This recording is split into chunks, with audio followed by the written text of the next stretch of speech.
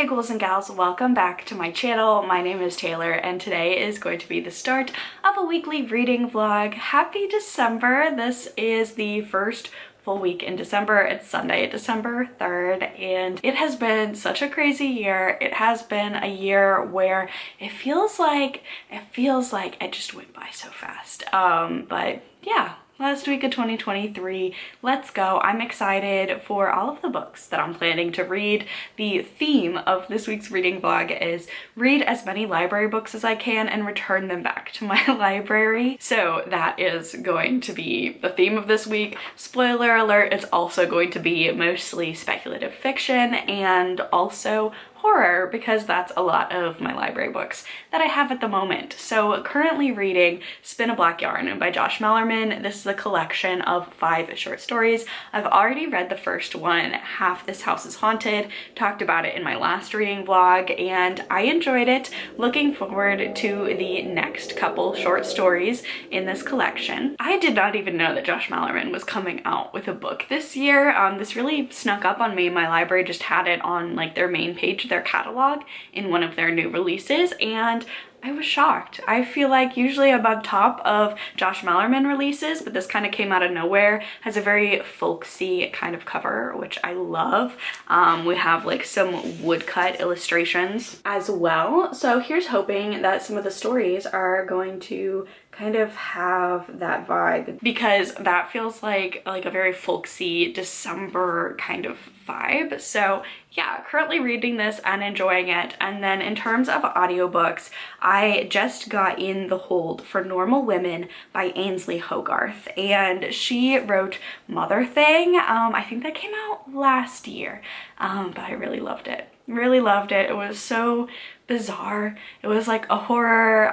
There was like paranormal body horror, like satire. It was darkly funny. I have a feeling this one, I don't know if it's going to be horror or not. I'm planning on starting it today, so I haven't actually picked it up yet, but I'm looking forward to it because of how much I loved Mother Thing. But this is a darkly comic story about how we value female labor and don't. A new mother becomes embroiled in danger when her friend, a controversial entrepreneur, goes missing. Our main character is a new mother, so you know, it's gonna talk a lot about that. The last book, Mother Thing, talked a lot about the mother-in-law relationship and just like the ins and outs of that. So interesting that this is also kind of focusing on like a path that a lot of women, not all women, but a lot of women like take in terms of like career choices and moving from maybe a career to staying at home, whether that is an option that you pick for yourself or one that you have to do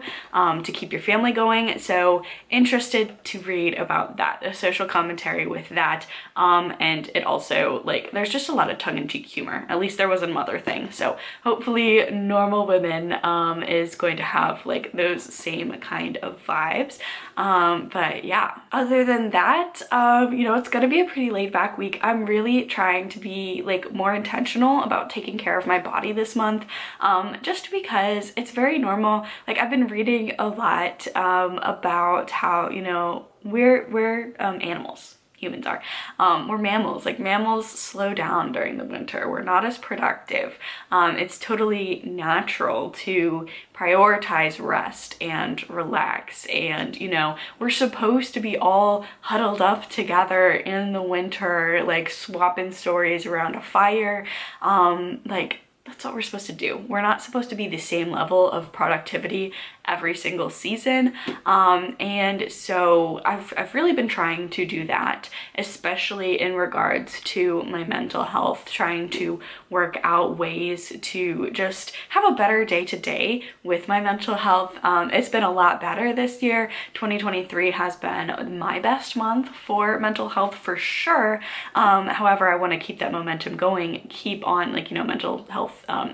It's a journey. So just with like my anxiety and depression and all of that, really trying to focus on like that seasonal shift where it's cold outside. My dogs want to snuggle. It gets dark at like 4 p.m. So, you know, trying to shift my mindset to try and value rest and not be as productive. So I'm hoping to kind of hole up this week and get a whole lot of reading done. Obviously still working, but just like listening to my body and prioritizing going to bed early or taking a rest day from the gym, things like that, like really prioritizing listening to my body cues. So yeah, it's gonna be a laid back week.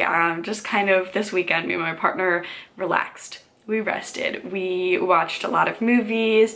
We parallel played, like he played Minecraft. I read while we were watching. There were rewatches of movies we've seen time and time again. So like focusing on that, just because November had been so hectic for us. And yeah, it's a brand new week. We've got some new books to read. I think later on today, we're going to meet up with my friend and her partner, and I think we're gonna do a little dog walk, which will be very fun. So that's the big plans for today, is walking the dogs, getting together, hanging out with some friends that we haven't seen in a while. So yeah, that's the Sunday plans. Definitely plan on reading more and just enjoying a lazy December weekend day. So that's what I have planned. Welcome to the vlog, everyone, and I will talk to you all in another reading update a little bit later.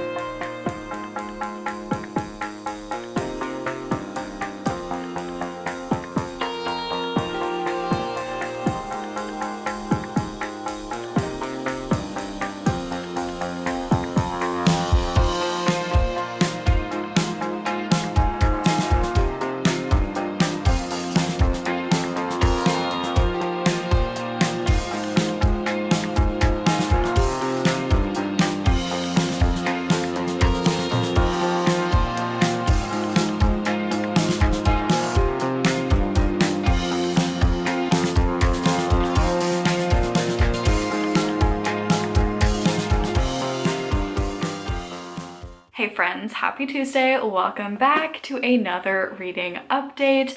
I promise I won't say this every single time, but boy oh boy, is it just like very much not fun coming back from a vacation and getting back into the swing of things, getting back into working. Luckily, because, you know, Thanksgiving week is usually a week that we have off, I definitely feel like I'm in that limbo that I often can feel from like Thanksgiving to Christmas, and then like after Christmas before New Year's. I feel like there are some time periods in between those that are just like, what's the point? What's the point in working, you know? At least for me, I'm like very much looking forward to taking some time off again and going back and visiting my family for the holidays. But yeah, unfortunately, I do still have to do that little thing called paying the bills and working to make the best life possible for my two fur babies. So yeah, I've been working today. I do also have a couple of reading updates. I did manage to finish Normal Women by Ainslie Hogarth, and I did think this was very funny, very tongue-in-cheek. For this one, I did not enjoy it as much as Mother Thing. In particular, I feel like a lot of my thoughts on what I did or didn't like, or what did and didn't work for me, are very spoilery. In the plot synopsis, there's something that happens that is suggested to be like the main point of the book, and if I were to read that entire, I would suggest if you pick this up, don't read the dust jacket, because it tells you something is going to be like the main event or like a major plot point, and that does not happen until about 65% of the way in, which is a while obviously, and it doesn't end up really being that much of a mystery. So yeah, this one was definitely less speculative than the other one. It was very funny. I feel like almost this could have been like a short story, or this could have been like a story told through like a series of vignettes, because like the overarching plot wasn't necessarily, it didn't do much for me. So it was enjoyable. It was very funny. If you like the unhinged female protagonist like stories that are going around, I feel like if you like Mona Awad, you'll probably really enjoy this author as well. This definitely felt like Rouge. This also almost felt like, I feel like this is disingenuous since I've never read this author, but I definitely feel like I could see this on a list with Tessa Murtaugh, I want to say the author's name is, the author who wrote like My Year of Rest and Relaxation. This feels like a book that fits very much into that camp. So if you tend to like those type of books with just like very strange, kind of unlikable female main protagonists that are really like going through it, and it's a mental journey, it's darkly funny, it comments on motherhood and like women's places in the world, women's places within motherhood, and just like the modern expectations, how, you know, clashing with traditional, things like that.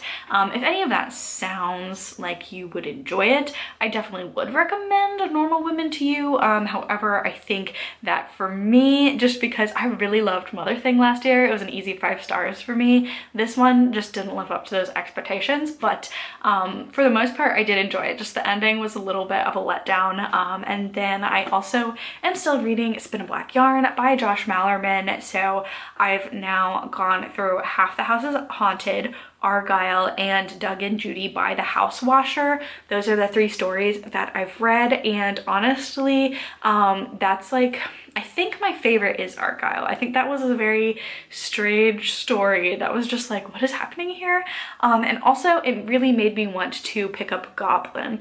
Goblin is a series of short stories by this author featuring a town named Goblin. Goblin is referenced in here, and I kind of almost feel like there are some Easter eggs for that short story collection, and I'm just such a sucker for, like, especially within like the horror genre, like I'm such a sucker for a author having their own universe and referencing their other works and like kind of Easter eggs for their readers. So I definitely want to pick that up, I think, because I never got around to it. I wanted to pick it up. I heard some not so like great things about it, and it's just been on the back burner. But I think this short story collection is really making me want to pick up that and kind of see, like, piece together like what I'm missing, because some of these things, especially in Argyle, I think that there are some character stories that we explore in Goblin that I'm now curious about. Half the House is Haunted, I've talked about it before in this vlog. I enjoyed it. My least favorite was Doug and Judy by the House Washer,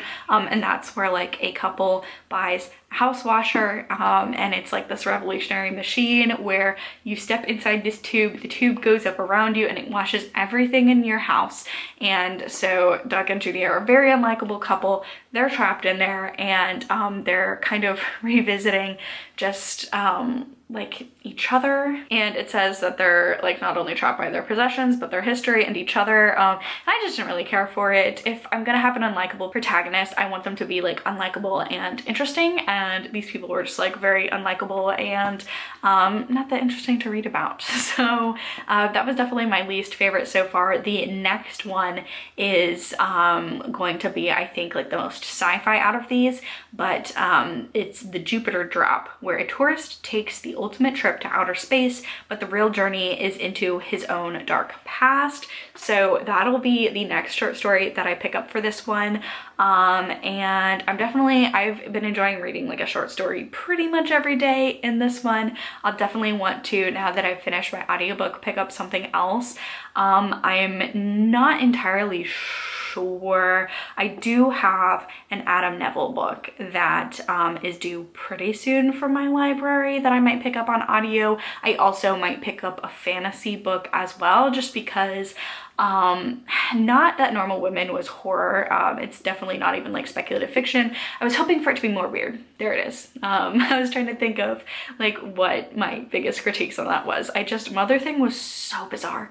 I was hoping for a little bit more bizarrety from this one. Anyway, so I haven't decided. It's really gonna be either I pick up a horror, which I probably should. That's the most responsible thing right now, is picking up the Adam G. Neville book, because that one is due back at the library via Libby very soon, whereas the other one that I'm contemplating picking up is an audiobook that I own. So just in terms of like deadlines and time limits, I probably am going to pick up another horror, but I'm also kind of feeling fantasy because, you know, I'm reading a horror right now and it might be nice to have a fantasy going via audio while I'm reading a horror physically. But yeah, we'll just have to see. But I just wanted to give a little bit of a reading update of what I've managed to complete so far this week. But yeah, I don't know if you can tell by the lighting, it is late and I have to wake up again tomorrow and work. So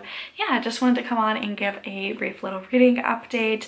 I'll figure out what I'm reading next. You'll find out in the B-roll footage in just a second or so. But yeah, I hope everyone is having a good week so far in the vlog. And I will talk to y'all later.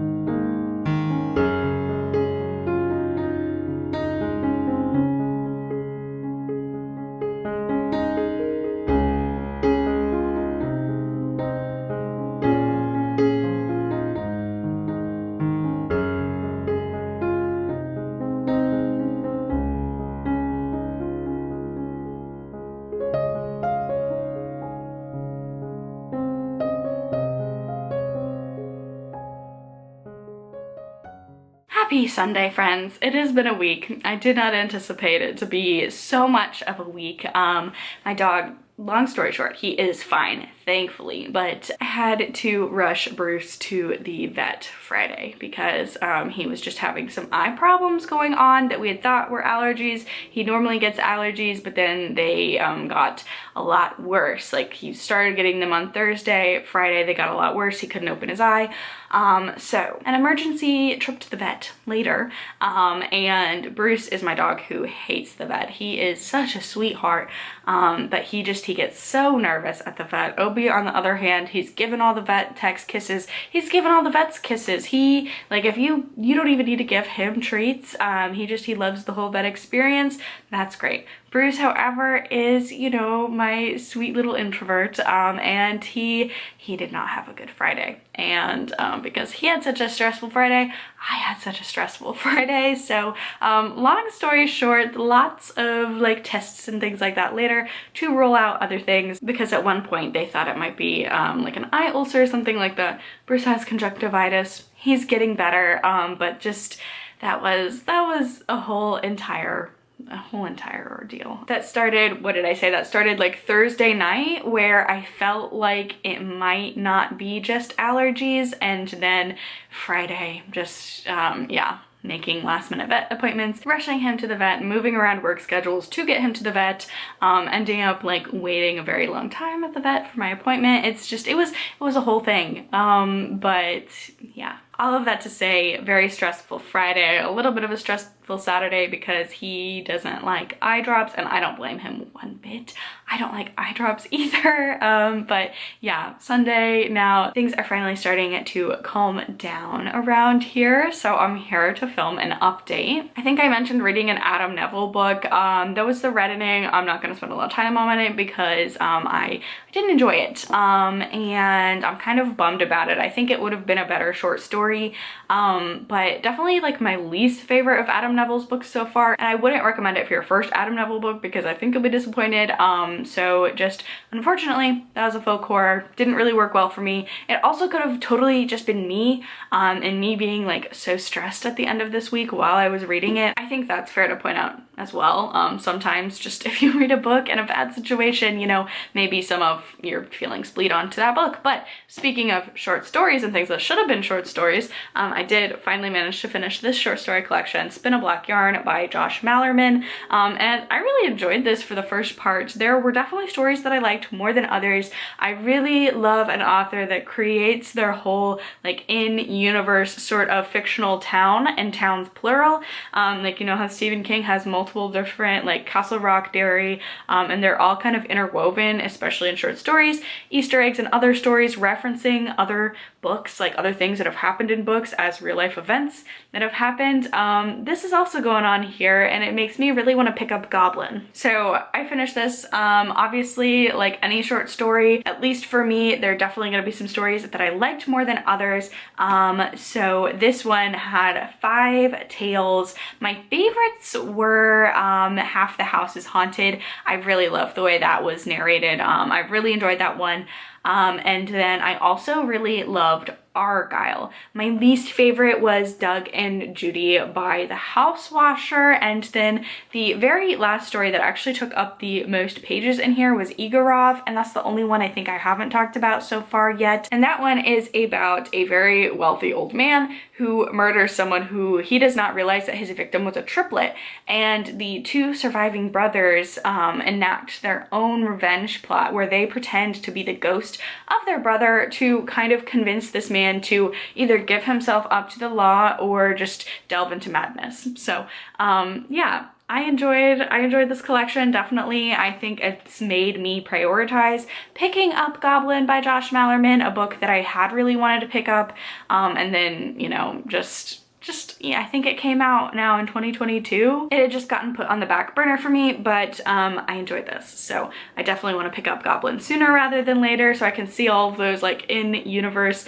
little tie-ins to other stories in the towns of Goblin and Simhattan. So yeah, I enjoyed this. And then after I finished that short story collection, I picked up Edenville by Sam Rebelein. This is about an author who writes a horror story. Turns out that unbeknownst to him, the thing that he wrote about is actually happening to the small town of Edenville. He gets an offer to come teach at this small town at their college, and he accepts this offer. And he and his long-term girlfriend accept this offer, move back to this small town where there are a bunch of secrets. They want to keep their eye on him. Small town spooky horror. I am on chapter 5, so I don't really have too much to update you on, but the blurb does say that this is unsettling, immersive, and wildly entertaining from an exciting new voice in horror for fans of Paul Tremblay and Stephen Graham Jones. I haven't gotten the Stephen Graham Jones comparison yet, but just based on like the writing style and how it's like kind of like very funny, almost verging on meta at times, so I guess maybe that could be the Stephen Graham Jones, because Stephen Graham Jones does get a little meta sometimes, but there's like some very humorous, like the way that this book is written. I could see maybe if you like Paul Tremblay, if you like horror, and also just like very funny moments at times, satire moments at times, commentary on horror as a genre. I think that's where this is coming from. So far so good. Again, I'm on chapter 5, which is only page 52. So yeah, I'm gonna keep reading this today, hang out with the pups, and I will have another reading update. I'll have one more reading update before I close out this vlog at the end of the night. So honestly, I have no plans other than reading for today. I don't have to work or anything like that. So I think I am just gonna sit down, relax, and read some of this story, and who knows, maybe I'll finish it by the end of the night, maybe I won't. It feels like a very fast-paced read for me, so intrigued. Gonna keep reading this, and I will talk to y'all later with another reading update.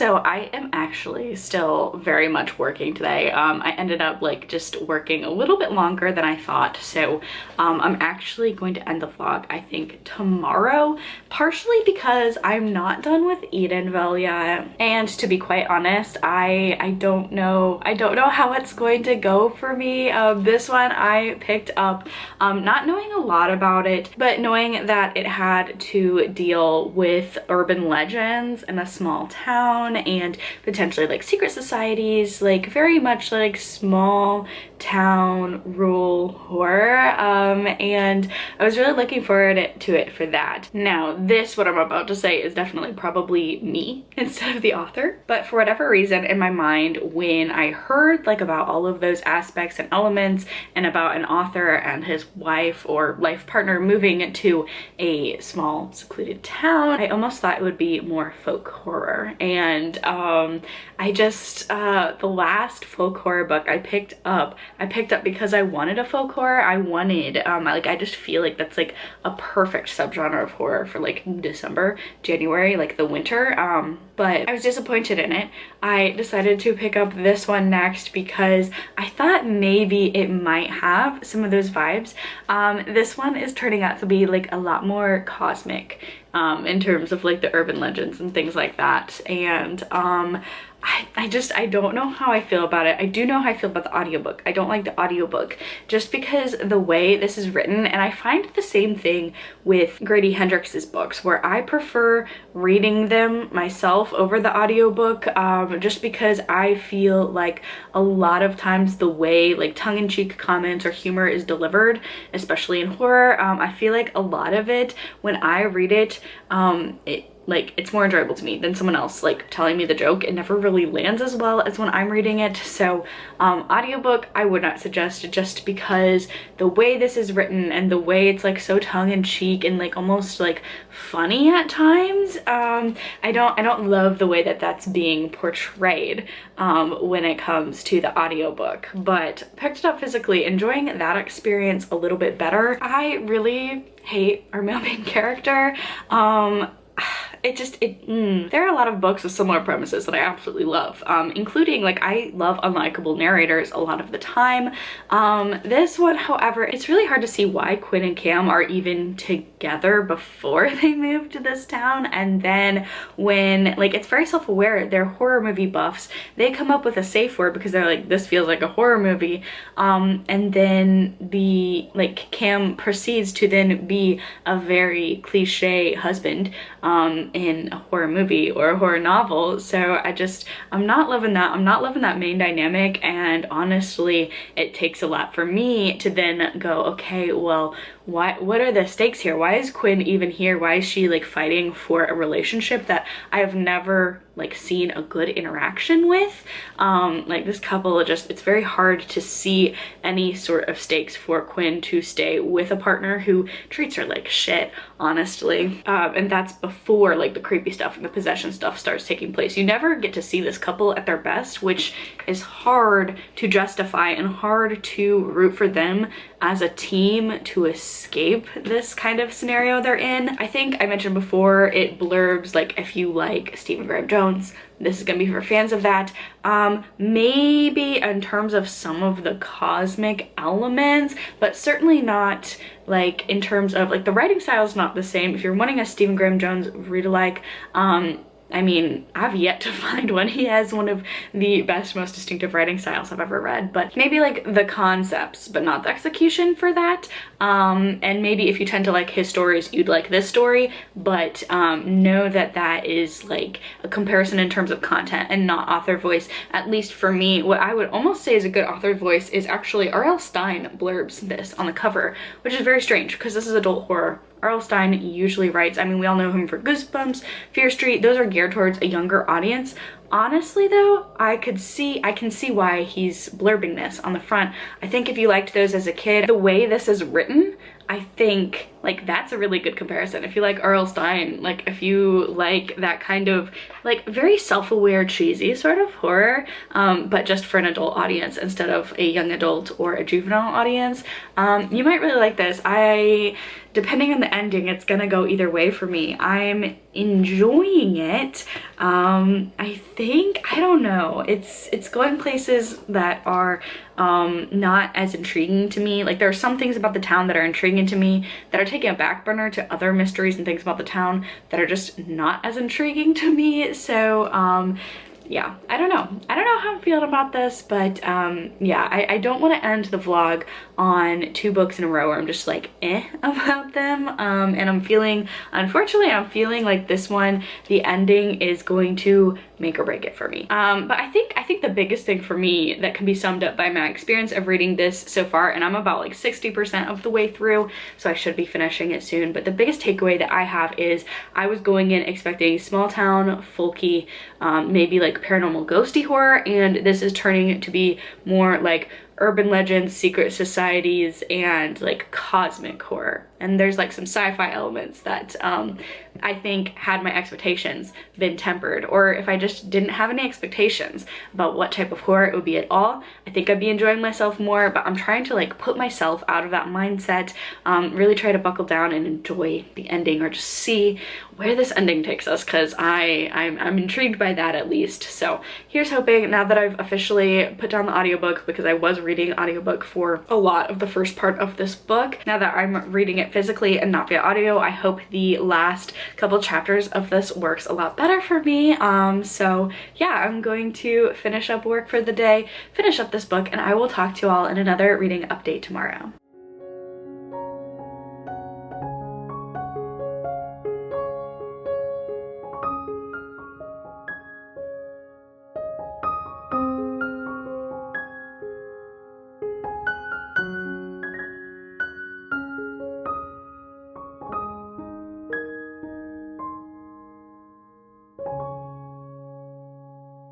And with my completion of Edenville, we are going to wrap this weekly vlog up.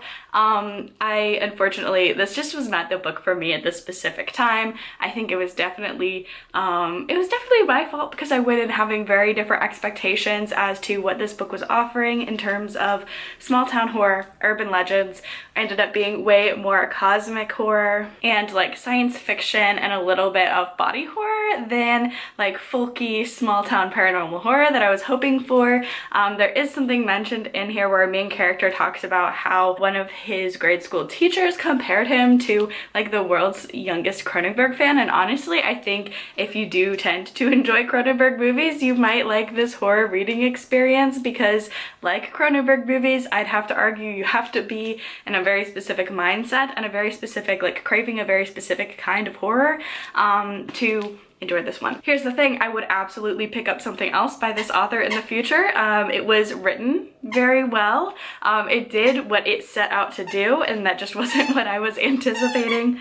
Obi, we gonna do our squeakiest toy right now, huh? I think that comparing this to a Cronenberg movie is honestly exactly, like, I think is a better comparison. For this cover just looks so folky horror, definitely none of like the cosmic horror that you get, and like the very strange, bizarre body horror, even like some of the plot and like how it's set up, very Cronenbergian. So if you're in the mood for that, go ahead and check Edenville out. So yeah, good book, good writing, just wasn't what I was in the mood for, and I don't know why I didn't DNF it, quite honestly, because I've been really good about that this year, of DNFing things where I'm just not in the mood for and picking it up at a time where my mood is better suited to that book. But I'm very much looking forward to checking out more by this author again soon.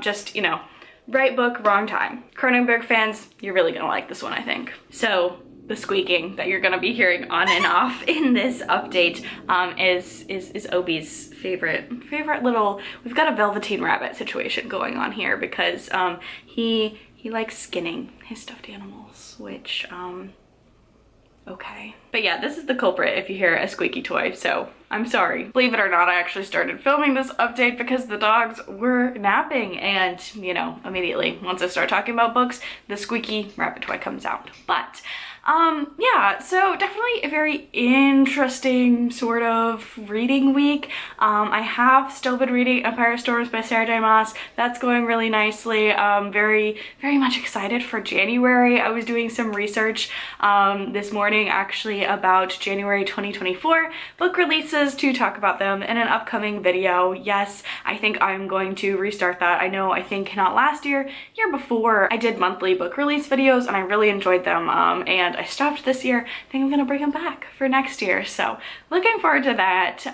Yeah, just a little bit of a weird reading week. I think I'm putting just way too much pressure on my reads to like be the perfect reads to end out the year with, which, you know, that's not gonna help my end of the year reading if I put so much pressure on it. So yeah, we're gonna end out this vlog, you know, pretty much jump into a new reading vlog after this one. A little bit of a preview for next week's vlog, because I just don't feel like introducing another book and then not really talking about it and then ending this vlog. But I picked up The Reformatory by Tananarive Due today and I am loving it so far. So next week, look for that in next week's vlog. I am just absolutely loving this book so far. I'm about an hour of the way through the audiobook and yeah, I have a really good feeling about this one. So hopefully you were able to see that. Hopefully it was in focus, but yeah, The Reformatory by Tananarive Due. Very much looking forward to picking that up and reading it next week. From the hour or so I've read so far, I'm really enjoying it. But that is going to be it for this week's reading vlog. If you enjoyed it, please be sure to give it